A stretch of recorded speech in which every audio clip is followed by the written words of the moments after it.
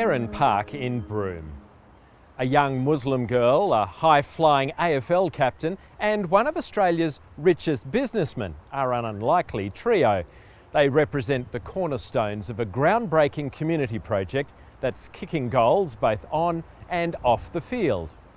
A decade ago, the historic North Melbourne Footy Club was practically broke and on the brink of moving to the Gold Coast. Now the revitalised Kangaroos have become a model for embracing diversity and empowering young people. Ben Lisson has the story.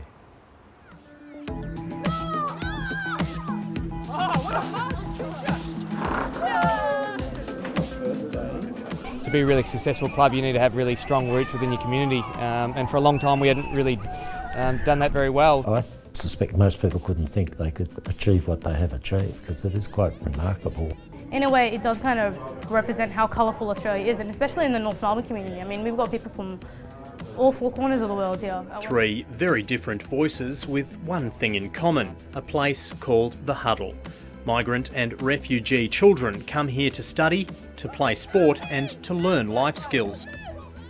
It happens on the grounds of one of the AFL's oldest football clubs.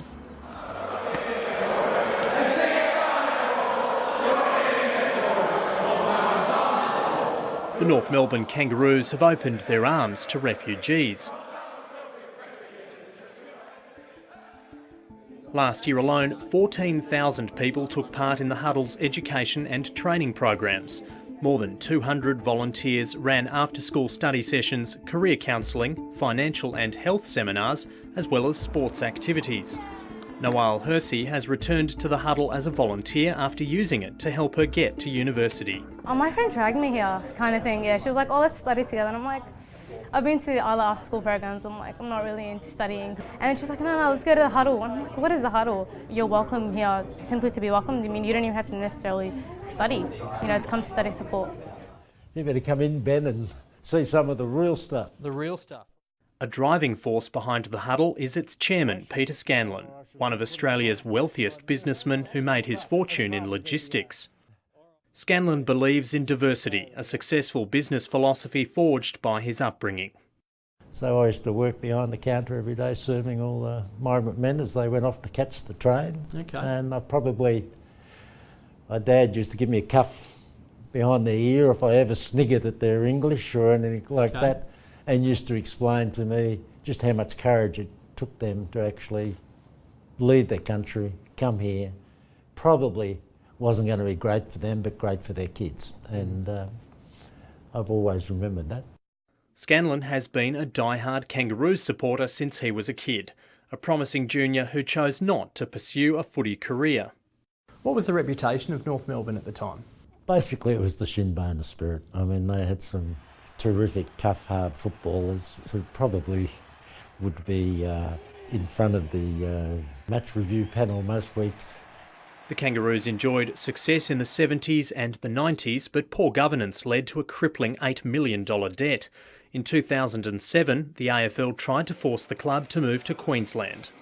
My family's been associated with North Melbourne for over 100 years, and I tell you, they've lost me if they go north. We're here to stay, you'll never get rid of us.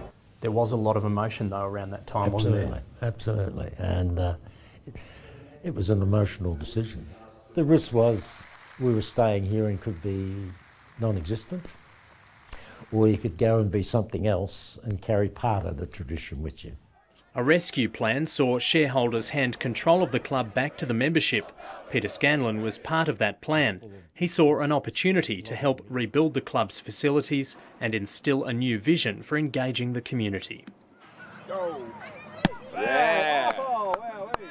One of the things that was an agreement was that it would attempt to be the best in the AFL at linking back into its community, and that was important to me. And if they were prepared to really do that, then I was willing to put a lot of support to it, which led to the establishment of what's called the Huddle down there. If only girls can kick goals, let's put the girls at the front. Are they the rules? Yeah. The strategy has worked. By reaching out and helping the locals, the club has been repaid in kind. Who was here last week? I was. great. No, you weren't, cheeky monkey. Membership has doubled to more than 41,000. Quite an effort, given many of the new Roos supporters barely knew what a football was 9 years ago. People have just newly arrived in Australia and they literally don't know how to go and get involved within a sporting club, how to sign up. They can come down, get a bit of a taste and I don't know, feel like they're part of something. We help people study, but they also provide programs and opportunities and clinics and training sessions for students to work on employment, for students to work on resumes. There's drop-in basketball if you want to go shoot a hoop and then come back to doing your maths exam. I mean, you're more than welcome to. The AFL's first Sudanese-born player, Majak Dor, clearly appreciates the benefits for the migrant and refugee community. We're using footy as a vehicle to attract the kids, firstly to get them engaged in our game, but more importantly to support them in other areas. Our demographics are changing and that's where most of our fans are going to come from. The club has now cut its debt to a manageable $1.5 million, and all without a cent from pokie machines, which it banned in 2008.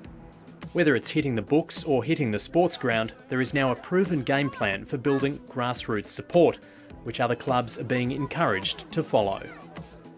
Most of them are studying how North do it to see if they can implement that in their own systems, because it's a very effective tool. I feel a sense of pride that my footy club allows these kids to come in and provide all these programs for them. Hopefully we can leave a lasting legacy that will help our club be a really strong one within this community.